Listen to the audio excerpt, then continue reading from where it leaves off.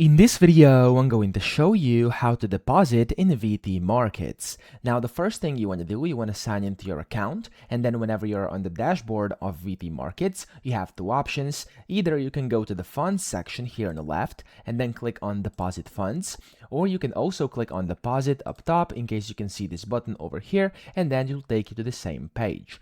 Now, over here from the deposit page, you simply have to first select the account you would like to deposit to. So for me, it's going to be this account over here, and then you have to select how much you'd like to deposit. So as you can see, you have the minimum and the maximum amount you can deposit. So the minimum is 50 USD. I'm going to deposit on 100 right now. There we go.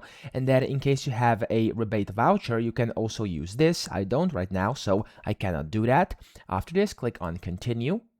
And then from here, you'll basically have to select a deposit method. Now here you can basically see all the different options you have. You have all, credit card, crypto, e-wallet, offline transactions, etc. So you have a bunch of different methods. Just find the one that you would like to do. So for example, for this instance, we're going to do a credit or debit card. I'm going to click on that. This is recommended, as you can see. And then down here, you want to click on continue.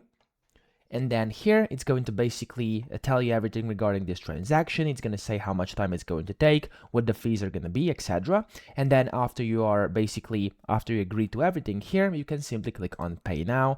It's going to take you to, again, a separate page where you can basically go through your transaction. Okay, now of course things may vary a bit if you basically deposit using like a card over here, bank account, or maybe crypto, but it's going to be a pretty straightforward process. Just follow what's on your screen. For example, here I have to put in my card and then click on deposit, and that's literally it. So that's that. I hope this video helped you out. If you did, please subscribe to the channel and help me out as well.